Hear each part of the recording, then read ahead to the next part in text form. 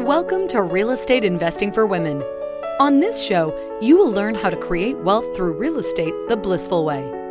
That means with very little stress and very little time. We talk about strategies, mindset, heart set, money smarts, resources, and so much more to ensure you're able to create the success you most deeply desire. Now, here's your host, Monica Sawyer. Today, I am so excited to welcome to the show Charlotte Dunford. Charlotte is the managing partner of Johnsbury Capital, an investment managing company that focuses on mobile home park investments with a total investor subscription amount over $4.2 million. Numbers-wise, they currently have 20 park investments, and Charlotte herself has also created over $500,000 in assets value in the past 12 months. I love it when numbers show up because I'm like, I love that. Anyways, Charlotte really comes from humble beginnings and is a first-generation American citizen and college graduate after leaving China with just her belongings at age 16. Welcome to the show, Charlotte. How are you? I'm doing well. Thanks so much for having me. Yeah, I'm so excited about this conversation. We haven't had anybody come on the show and talk about mobile home parks, so I'm super excited about that. But before we dive into that, could you tell us your story, your immigration story and all of that stuff? So great. So I came from China. So I pretty much jumped on the plane and left for the United States when I was 16 years old to go to a high school. Here in America, it was in Pennsylvania. So I did not speak any English. I did not have anything, money, not even a cell phone or anything. I remember being picked up from Philadelphia airport and being dropped off. He drove through the woods in the kind of like a forest wooded area and to my host family's house, which the host family I never met before. So to me, it was all new. And I pretty much had to really try to integrate and learn the language, learn the culture, and try to climb up in the American society through different steps. And first, I studied really, really hard to get into a top college here in the South, engineering college at Georgia Institute of Technology. And shortly after graduation, I was able to land a job here in Alpharetta as a business analyst and also doing real estate on the side. But quickly, I found that using my salary to qualify for larger deals become more and more difficult as my salary was not going up at the rate of me wanting to acquire. Therefore, I quit my job. I took a jump and quit my job. It was a risky for me, and it was a kind of a calculated risk because at the time, I've only been working for 1.5 years, and my husband did not have a job because he was still at school. He just graduated, so he didn't have a job. I just quit my job. And the little bit of savings and the little other investments we had was not enough to launch a company, let alone make it succeed. So, however, I was very thorough on my education and also learned a ton before I quit my job to educate myself on how real estate works and really had to start learning from scratch. And unfortunately, I was able to do deals when I was still holding my job. So I had some experience. And after I quit my job, I was very quick to start the Johnsbury Capital and grew the company with my partner from two parks in 2019 to today, actually, is 27 parks. Wow. Today. So, okay. Why did you leave China? So good question. I think there are a lot of Chinese immigrants everywhere and they leave for different or similar reasons. So I really wanted to pursue better opportunities because in a communist regime such as China that I grew up under, owning real estate or having any kind of business, you have to have the relationships with the government, or your family needs to be very, very wealthy to be able to even to make the cut. So for me, nobody in China owns their own real estate. They own lease it from the government for 70 years. So the lack of, I would say, capitalism or the entrepreneurial opportunities and the just generally a better environment for people like me to grow in was what prompted me to travel to the United States to really to pursue a new life. So, and you made that decision at the age of 15 or 16? That's Yes. Incredible. Thank you. Yeah. So I want to dive into this a little bit deeper, just because I want to understand the mindset. Mm-hmm. Ladies that are listening, I'm first generation American in that, actually my parents are first generation. It depends on how you define it. But my parents came here as immigrants, right? And there's an immigrant mentality that happens that us Americans, even me as a first generation, having seen my parents, I don't have that kind of drive, right? They come here for the better opportunities because they see something that's not working in their home country. They don't come here, against popular belief sometimes, and please forgive me if I sound political, but they don't come here to mooch off the government, to try to take our jobs or to do any of this stuff. They come here because there's something that's not working at home and they want out so bad, they're willing to leave their families, everything they know, their culture, even if they don't speak the language, to come to create something better for their life, to have more choices, right? We all know that I'm all about choice. And in most parts of the world, you don't have the level of choice that you have here in the United States. And so most immigrants come here and they work their butts off to create something better because it was so hard to get here. Right, exactly. And so at the age of 15 or 16, how do you make that decision?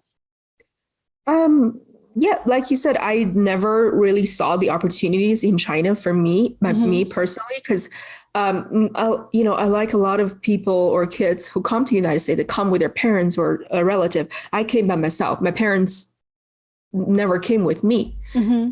They did not even attend my high school graduation or anything like that. It's just that they're very, very far away. So, and they don't speak English. They're not familiar with anything here. So I just really came by myself. So I made the decision because from a young age, I maybe I was inspired to achieve more. And I just did not see the opportunities for me in China. And even in the school system, I knew that I did not belong there. Yeah. What this kind of independent move on your own, talk to me about how that shifted your mindset. Sort of how did it change your outlook on success? Right. I think for me, because I had nobody and I had to start from scratch and I had to learn English, I had to get along with the host family and get along with the locals and really make myself useful, to say it in a way. So that really, from a young age, for a girl who had to adjust to that, for me, a young girl who was really just trying to make it, I was constantly in survival mode. So when you're in survival mode, being embarrassed is the least of your worries. So that gave me the assertiveness that is required to do what I do today. And also that really just the survival mode, like I said, I knew that was a decision that I cannot go back on. So I have to succeed. So having this belief of that having to succeed no matter what really propels you towards your goals. Yeah. And I think that really changed me forever. And I was already a very motivated and driven person, but that just really made me even more ambitious and driven, because the more efforts or sacrifice I put into something, the more outcome I would like to see. So there's really no stopping me now or ever since I got here. Yeah. I love what you just said about being in survival mode. Being embarrassed is the least of your problems or your concerns, right? And it's so interesting, right? How many of us will make choices because we don't want to look stupid. We don't want to do the wrong thing. We don't, because we've got choices, right? We've got this, We've got all of our security. We've got our homes and our parents and money and all, we've got all of our security. We've got the luxury of being embarrassed, right? And when you're just surviving and you're in a completely different place with very, very, very little support, you had your host family. That's fantastic. My parents didn't even have that. You've just got yourselves, right? You don't have the luxury of being embarrassed, of not being bold, of not pushing to yourself to the absolute limits just to survive, right? That's right. Yeah, it's really, really beautiful story. So talk to me about how you got in real estate. It sounded like you knew about real estate even in China. Could you tell me a little bit about your real estate story? So Chinese always love real estate because under the current, especially when I was growing up, so buying a house and holding that house is always a good investment in Chinese society. However, like I said, under the regime, you're not allowed to own your own real estate. You only lease it from the government for 70 years and you have to renew the lease. And you really never own anything. You have a lot less rights. And, owning real estate is extremely hard in China. And it's definitely much harder than it would be than in the United States. So I came here thinking that, this is an opportunity that I would never dream of having where I was born into. So I made a promise to myself that I have to start buying real estate as soon as I had the opportunity to, which is right after I landed a job after college to use my salary to qualify for my first deal, a single family home deal. And after that, I was able to qualify for another deal, a duplex. So that's really what kicked it off. And like I said, I quit my job and really started mobile home parks because it was a really great niche that it was kind of a long ignored niche that people were not looking at. And for me, that was a great opportunity. How were you turned on to that? I wanted to scale the business, right? So, and I quit my job and I wanted to go into multifamily originally because the logical thing to do at first is a single family, duplex, and 3, 4, 5, and then go into multifamily. But the thing is, in the multifamily industry, the big boys have been at this game for decades. As a newbie, wanted to get into real estate and multifamily, that was almost impossible. The brokers wouldn't even talk to you unless you have a pretty big portfolio. And that was red ocean there, right? And I'm a big believer in blue ocean strategies, which is somewhere where not a lot of people are hunting the same ocean. And mobile home park it was one of those. And I was able to really hunt in this blue ocean and get in at a very early part of the cycle to make the profits. When did you get in? I got in 2019, late 2019. So I quit my job in 2019, right? And interesting. I know. I bought my first mobile home park along with partners, my really first private equity deal in August of 2019. And then the second park in November of 2019. And the third part of December of 2019. And in 2020 was a big year for us.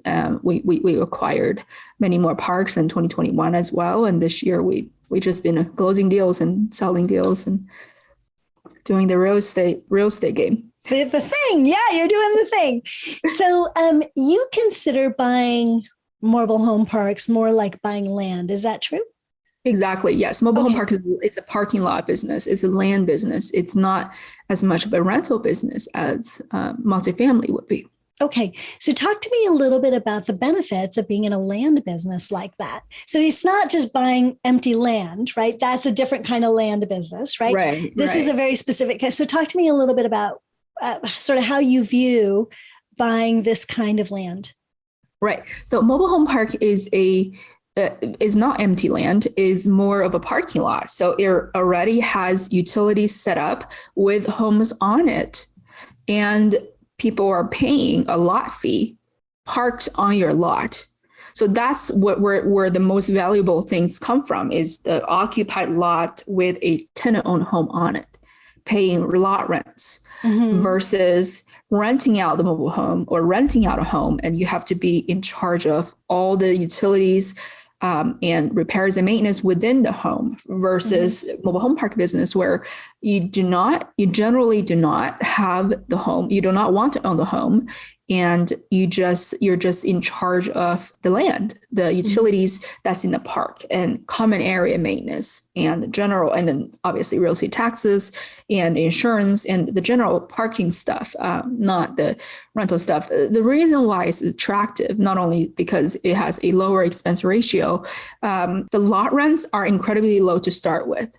It's got a lot more meat on the bone than most other asset classes because, a lot of the mobile home park owners are mom and pop owners, and they don't tend to increase rent a lot. So there is a huge gap usually between the lot rent and the apartment rent, which is another housing product in town, and the market rent. So you have a lot more room to make the money. So the meat on the bone is really the difference between the lot rent right now into the market, what the market handles. So there's a lot of room to value add the mobile home park. That's why it's a profitable business. And number two is because mobile home park is an affordable housing business. So you're providing affordable housing options for your tenants and giving them that, privacy, giving them that home ownership, boosting the pride of home ownership in the community. That's really what you want. So I think it's because it's an affordable housing business, and the demand for affordable housing, especially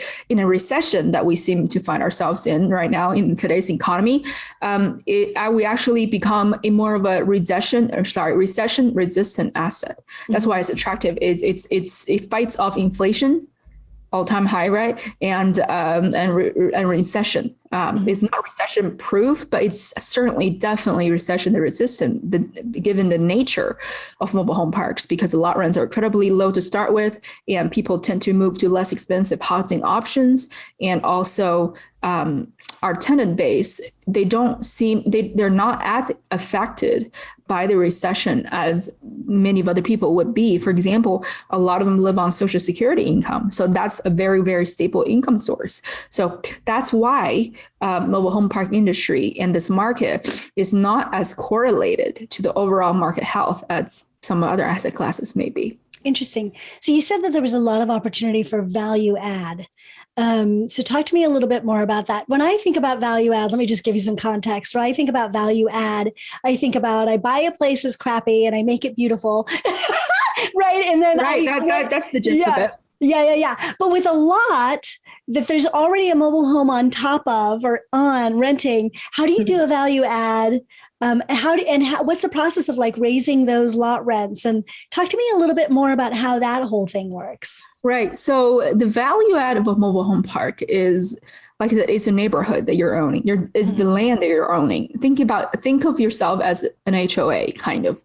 Mm-hmm. So you're beautifying the park. You're beautifying the environment around the homes. You're fixing roads, right? You're, fixing potholes. You own the road, right? Mm-hmm. You're upgrading utilities. You are adding, fences to the neighborhood, making it more pretty, giving it cosmetic upgrades, and you can add a new sign to the community, like Lake Forest or something, and you can do all kinds of things to make it cosmetically more attractive. And also, you're responsible for a more effective management.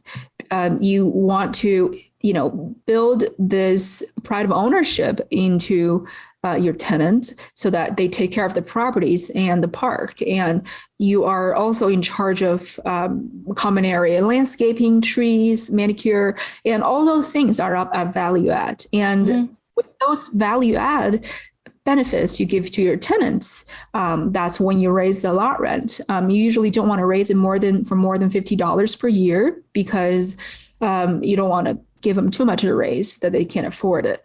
But usually $50 per year should not be a problem. And then as far as raising lot rents, you have to obviously stick to the state regulations. Every state has its own regulations as far as how much notice you need to give your tenants before you can raise rent. So sometimes some states are 30 days, some states are 60 days, some are 90, but most of them are within 30 to 60 days. So you want to give them the notice, and you want to work with your tenants, and you want to be advocates for your tenants. Mm-hmm. And there are obviously a lot more value add, and there sometimes the park has a vacant lot and it's already got utilities set up. That's kind of a very expensive process. You can get someone else to move their home into your lot, and you can give them some incentives, as in several months of free rent. So that is well worth it to have someone bring a home into your park. And also you can build back utilities.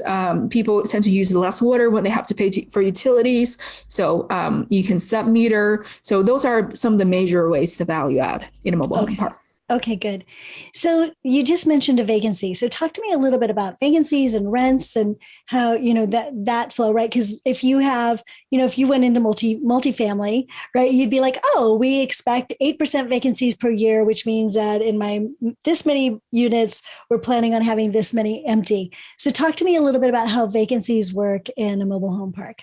Yeah. So for mobile home parks, the turnover and vacancy, it's two separate things. So I think, the turnover really tends to be slightly lower in all tenant-owned parks because they own the home, right? So it's like leaving your home behind. Mm-hmm. If you own the home, you have the private ownership in this home, you're a lot less likely to just walk away. It does happen, but it's a lot less likely than packing away your stuff and leave the apartment building, right? So because you don't own the apartment building, you don't own the condo, but in this case, you own your home and you maybe have a mortgage on the home.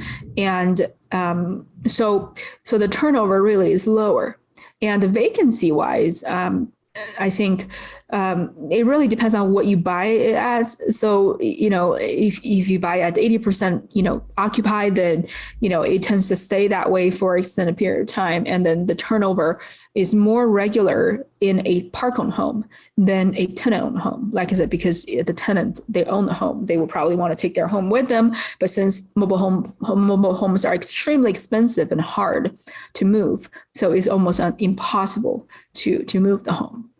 So how would you feel if you moved in with an 80%, 20% vacancy? Let's go that way. How do you fill those vacant spots? So you can choose to fill it, which is an expensive but very much value-add approach.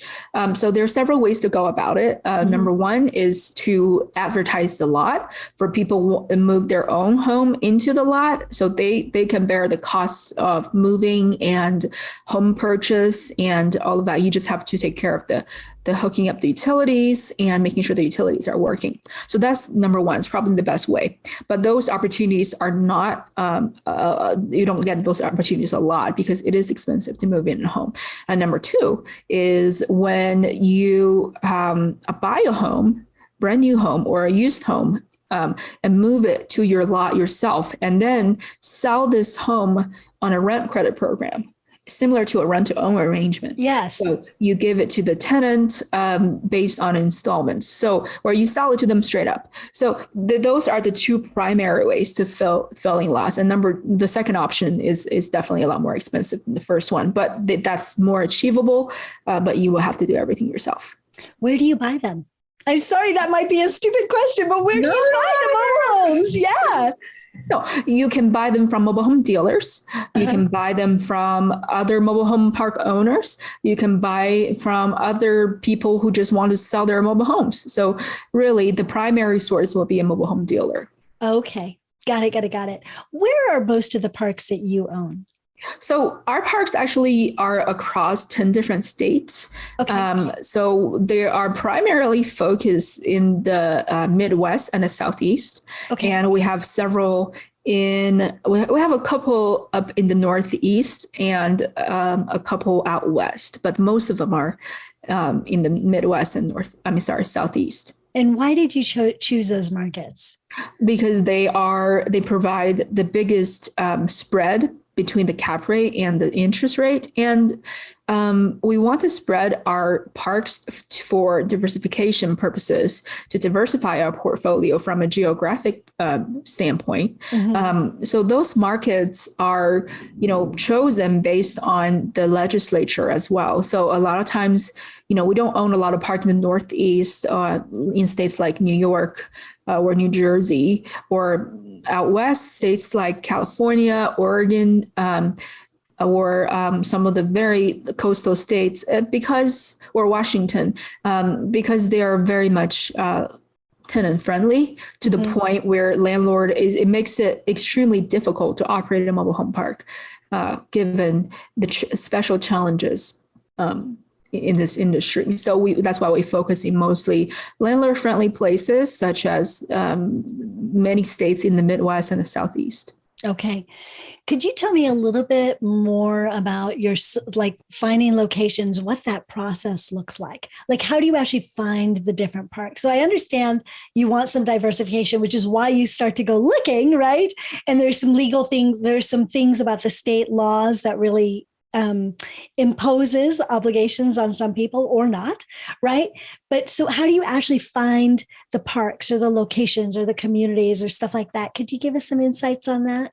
Right. So throughout the time we've been in the industry, we have built relationships with brokers, sellers, and just other professionals in the mobile home park industry that we have enough deal flow going to our desk directly. So once we get those deals, we have a proprietary algorithm utilizing 15 different parameters to analyze the park and give it a score. And the score is going to help us determine how successful this park is going to be. And the parameters and the scores are solely based on our own experience and our own data analysis. It's kind of like machine learning, feeding the machine the data that it needs to know. The machine starts to learn what is better and what is not. So it's really an algorithm developed by ourselves. It's really a simple algorithm, but all the parameters are really based on our experience. Got it. That's what make the decision. Okay. And then so you have relationships with brokers and so that you get the deal flow in. How did you build those relationships or choose where? So let me ask the question this way. There are millions of brokers around the country, right?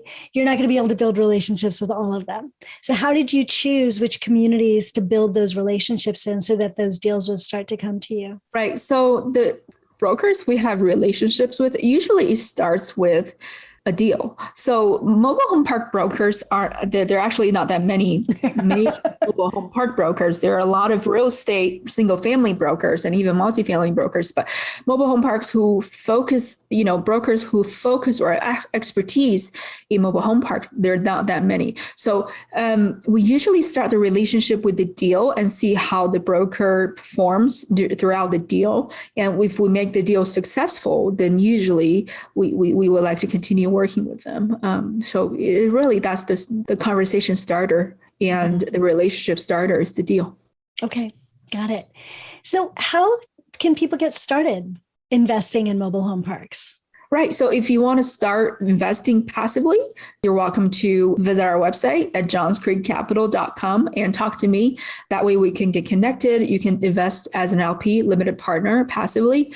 But if you want to start your own mobile home park investing journey, invest actively and turn this into a career, I would say definitely find your niche and definitely get yourself educated through resources within the mobile home park community to really, because it is a tough asset to manage. You want to understand as much as you can about the asset.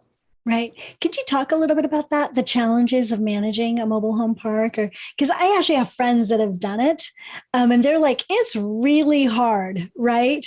Yeah, it's extremely difficult. Yeah. Yeah. So talk to us a little bit about those challenges. Because of the demographic that mobile home parks has, sometimes it is difficult to find good tenants, and they are definitely out there. And a lot of our parks have wonderful, wonderful tenants. But there are parks where a lot of tenants are not the most responsible people ever, and they would turn your real estate into a mess. And that not only does exist in mobile home parks, but I'm sure that tenant problems is everywhere. That, in any kind of asset class, real estate asset class, multifamily, single family, commercial, you have bad tenants and you have good tenants. So you want to make sure that you really understand the local landlord tenant laws and think of the tenants at your mobile home park as a stakeholder. They own their home there. You want to make sure that there are no bad actors in your company as a stakeholder. If you have a lot of bad stakeholders, then your company's in danger. So that's one challenge. And also other challenges definitely have to do with government regulations. A lot of times their job is to find problems in your parks, and their job is to find the violations that cost thousands and thousands of dollars to manage and fix. And that's another issue. issue, right? The biggest money loser in the mobile home park industry is utilities. So if you have utility leak, water leak, sewer leak, then you not only are subject to the thousands of dollars plumbing bills, you're also subject to health department regulations, and they could particularly shut your park down. And that's a nerve-wracking experience. Mm-hmm. And the third challenge, last but not the least, definitely is throughout COVID, because of the eviction moratorium, tenants kind of take that as kind of a weapon against the landlords, especially mobile home parks, because they kind of take it as they don't have to pay rent. And if they own a home that's worth $10,000, and eviction moratorium in some states lasted more than 2 years. So if you have that long of eviction moratorium, they cannot be evicted for non-payment. So they can owe you up to $10,000 to $20,000. And guess what? If they owe you more than what their trailer is worth, what they're going to do? They're going to walk away. So they are going to walk away, leaving you a problem property, an empty trailer, trash with things. You are left with an empty trailer that you do not have title to. You cannot rent out again. You have to go through an entire legal process to regain the title, which is another headache. And because of the abandoned home, city is going to cite you for violations for inhumane environments. So you are really stuck in the pickle. Mm-hmm. We have parks where cities go after us for homes that we do not own. We have no rights to remove. And during the eviction moratorium, we had no right to evict them, but the city wanted to shut us down for not removing them. But the attorney and we will be, breaking the law if we were to remove them. Mm-hmm. So that's the kind of situations you have to face. You have to be very diplomatic, very, very creative in your solutions to dealing with these people. Mm-hmm. So do you have a whole team of people that do those sorts of things? Right. So my partner is generally more in charge of the operational side of things. And we do have boots on the ground and usually a watch person at each park. And we also, for each park, because they're far away from each other, we usually assemble a local team that consists of contractors, government officials, and local park tenants to really take care of all the repairs and maintenance issues. Got it. Okay. Did you find that during the moratorium, the eviction moratorium, you did have a lot of people not paying rent? What were those numbers like? What percentage would stopped paying? 5% to 10%. Oh, that's not as bad as I thought. It's not as bad as multifamily or commercial or, like during the COVID pandemic, the hospitality industry went down 70 to 80%, and multifamily went down 15 to 20%, and mobile home park revenue went down only by 5% or so. So it's really not as impacted, but still, it can be a problem, and it just becomes more difficult. And also another thing is a lot of times you can't, this is a nationwide problem, not just mobile home parks. Probably all real estate professionals face this issue, is the lack of labor. So contractors, it's impossible to find them. Got it. Could you talk to me a little bit about what it's like to work with you and your team? If people want to invest in mobile home parks, like they want to diversify their asset base, right? But they don't want to do it themselves. Right. Tell us a little bit about what it's like to work with you and what kinds of returns people can expect. Right. So working with us, the first step is to go to our website at johnsburycapital.com and have a short conversation with us. We always have an initial phone call with our investors and to get to understand their goals, their needs, and their questions, right?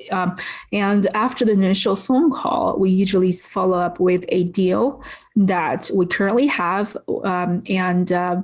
and we'll start the relationship from there. And usually if the investor is interested in the particular deal, the time between they make a commitment, either verbal or hard commitment, to the time of closing is usually 30 to 45 days.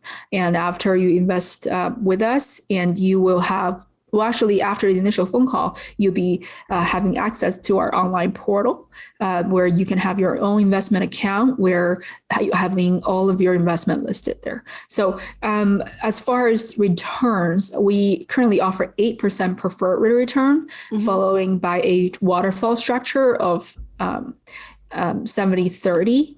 of 8% preferred return, and it jumps by 4 points each time. It goes up to 12%. Then the split becomes 60-40, 60 being the investor, 40 being us, and it jumps by another 4 points at 16%. And that's the highest return waterfall in a given year. And then that becomes 50-50 and stops there. So the preferred rate of return, which is 8%, is a cumulative cash on cash rate of return, which means that if in a particular given year, the 8% preferred return is not achieved, that means the deficiency or whatever the difference is will be carried over to the next year. So the investors will be made whole. However, the 12% and 16% are just extra. They're not preferred rate of return. And obviously, we will talk more about that on our phone call and definitely in all the offering packages we sent you.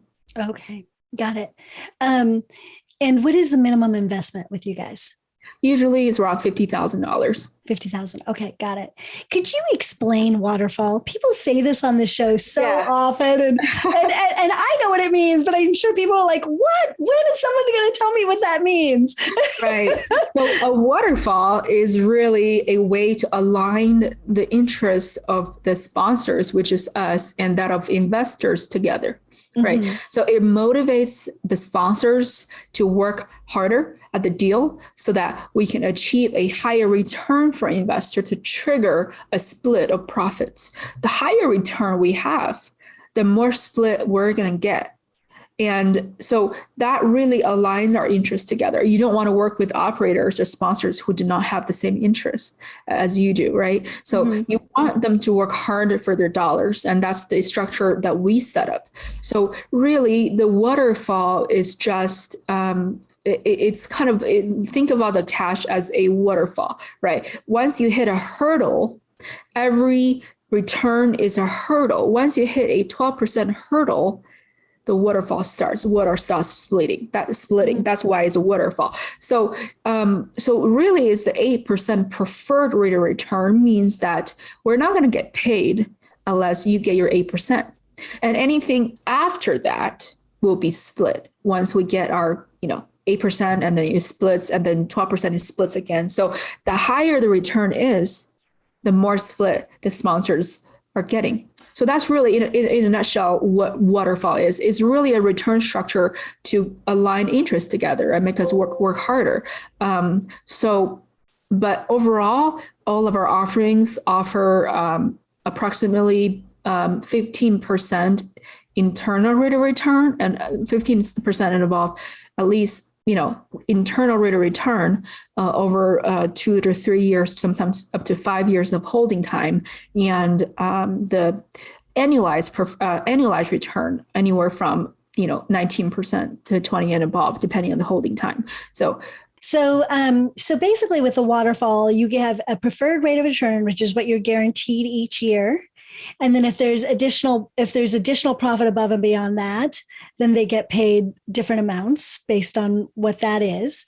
And then I did catch the last piece. You said that there was annual rate of return is between 19 and 20. Is that because you sell the mobile home park, or talk to me a little bit about what that's after sale? Yes. Okay. So usually cash on cash annually without sale is we start, mobile home park investment has a cycle, right? It starts low at the beginning because there's things that we need to fix. There are value-add opportunities we need to conduct, which costs money, right? So the expenses go up, which means your returns are staying low at the first year. You're usually looking at 4%. Okay. And the second year, well, sometimes we do better than that, but conservatively speaking, that's 4%. But the second year, you're looking at slightly going up to 6%, and then it goes up and up as time goes on after we finish our value add cycle. So, for example, some deals, a good example would be the one that we just sold in May this year. So we bought this mobile home park. It's actually located in Iowa. We bought this mobile home park in June of 2020 for $325,000. We had averaged an over 8% cash on cash per year, even without the sale for this deal. And after a 22-month hold, we sold this deal in May of 2022 for $495,000. Nice. And this deal delivered a total of over 18% internal rate of return and an over 19% annualized cash on cash return. Mm-hmm. Got it. Okay. Very, very nice. Thanks. So tell people how they can reach you. This is all very interesting. I have to confess, I'm not sure that I would want to play this game on my own, right? You need a team that knows what they're doing. But if you're looking to diversify, this is a great opportunity. So Charlotte, tell everybody how they can reach you.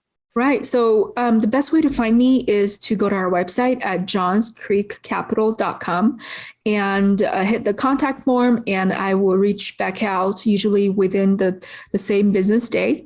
And so I would be excited to talk to you about this recession resistant asset. Okay, perfect.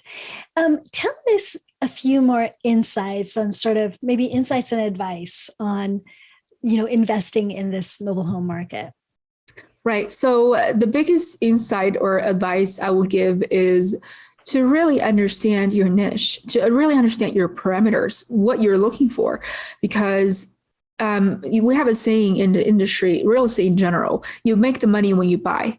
You cannot buy, don't know what you're doing. So you cannot just buy randomly just because something is cheap, just because something is whatever. You have to have a strong reason and strong logic behind the reasons you're buying a particular asset. So know your parameters, know your requirements, and stick with them. So that's the number one thing I would advise. Great. Do you teach any of this stuff, or do you know anybody that teaches about mobile home parks and sort of what to look for and that sort of thing? I personally do not teach yet, but I wouldn't mind that being an option in the future. But currently, the biggest mobile home park education, I did not personally go to his boot camps or educational programs, but I heard so many good things about it. Just go to Frank Ralph's Mobile Home Park University. He has boot camps that tells you every single thing that you need to know about mobile home parks. Frank Ralph? Mm-hmm. Okay, perfect. So how did you learn?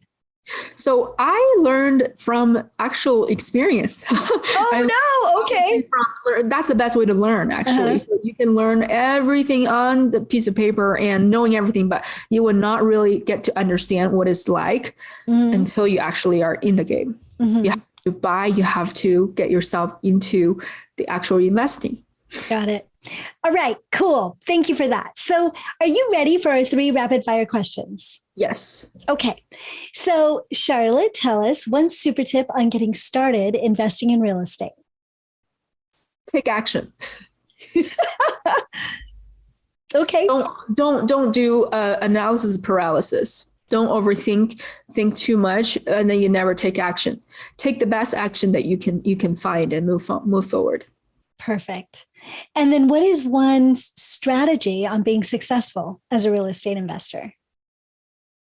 The one strategy is number one thing is to have enough reserves.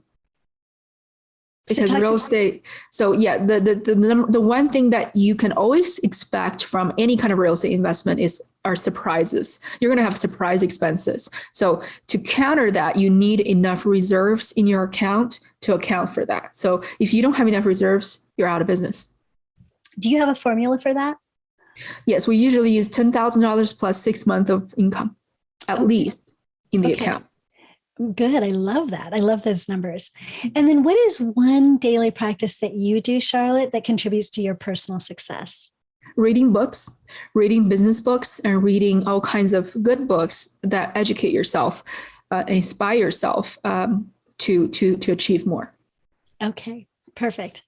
I love that. This conversation has been really awesome. Do you have anything you want to close with before we go? Yeah, I think to close this conversation, I would like to say that we live in a great nation and with many, many opportunities that you cannot find elsewhere in the world. And I would say I really encourage everyone to take advantage of the opportunities that you have in front of you and just take action and don't be afraid to fail. You want to fail early and fail often, but get up often as well. So I would just say take action and move forward. Yeah, I love that. Fail early and fail often. I think that we get afraid of failure because we feel like it reflects badly on us. The problem is that unless you fail, you will never, ever get to the next level. I mean, it's kind of, I think about like children, right? How many times did they fail to walk before they took their first step? And what if they had never kept trying? Exactly. Right? Yep. Yeah. And like you said, the reflection, it reflects back on us. That's back to the embarrassment topic. If you're in survival mode, that's the least of your worries. So again, if you really push yourself hard, the reflection means nothing. Don't worry about how other people look at you.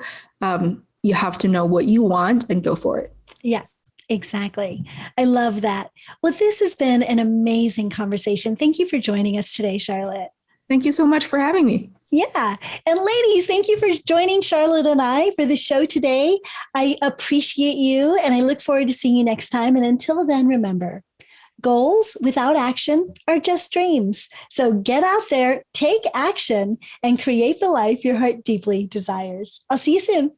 Bye. I hope you enjoyed today's show.